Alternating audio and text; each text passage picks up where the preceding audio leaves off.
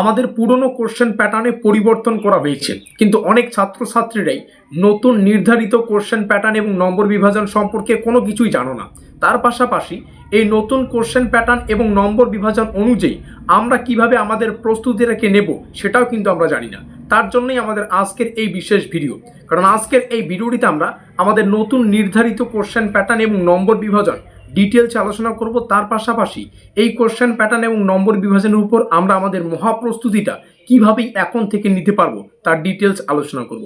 ভিডিওটি শুরু করার আগে তোমাদের সুবিধার্থে জানিয়ে রাখি, আজকের এই ভিডিওর ডেসক্রিপশন বক্সে তোমরা আমাদের অফিসিয়াল হোয়াটসঅ্যাপ গ্রুপ লিঙ্ক পেয়ে যাবে, কিংবা এই কিউআর কোড স্ক্যান করেও তোমরা আমাদের হোয়াটসঅ্যাপ গ্রুপে যুক্ত থাকতে পারো।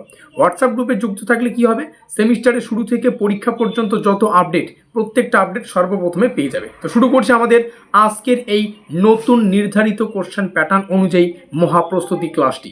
আমাদের পুরনো কোশ্চেন প্যাটার্ন, অর্থাৎ যেখান থেকে পরীক্ষায় 3 নম্বরের, 6 নম্বরের এবং 10 নম্বরের কোশ্চেন আসতো, এই পুরো কোশ্চেন প্যাটার্নটাকে বর্তমানে কিন্তু পরিবর্তন করা হয়েছে।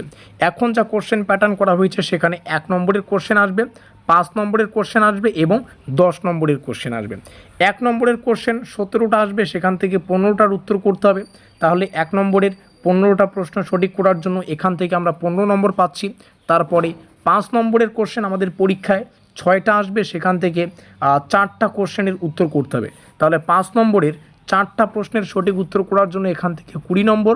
আর তারপরে আসছি 10 নম্বরের কোশ্চেন, সেম একইভাবে 10 নম্বরের কোশ্চেনেরও কিন্তু 6টা আসবে, সেখান থেকে 4টা প্রশ্নের উত্তর করতে হবে। তাহলে টোটাল 10 নম্বরের 4টা প্রশ্নের সঠিক উত্তর করার জন্য এখান থেকে আমরা পেয়ে যাচ্ছি 40। তাহলে এখানে 40, এখানে 20, 60, এখানে 15, 75, টোটাল 75 মার্কসের আমাদের লিখিত পরীক্ষা কিন্তু হচ্ছে।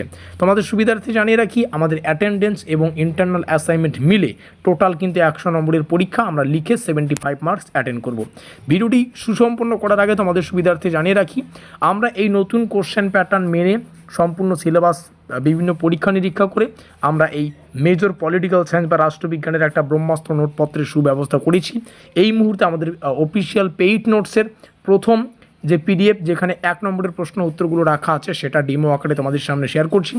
এই মুহূর্তে যে নোটপত্রের প্রাইস সেটা 750 থেকে 850 রুপিসের মধ্যে আছে। যেমনটা বললাম, যেটা সম্পূর্ণ সিলেবাস মানে নতুন কোশ্চেন প্যাটার্ন অনুযায়ী তৈরি করা।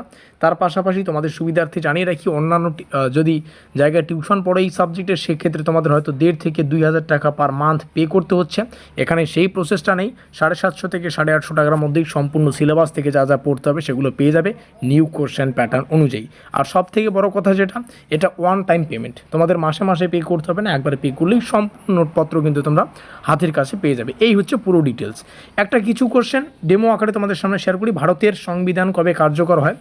এর আগেও যেমন কোশ্চেন ইংলিশে থাকতো, সেভাবেই কিন্তু এখনও ইংলিশেই থাকবে।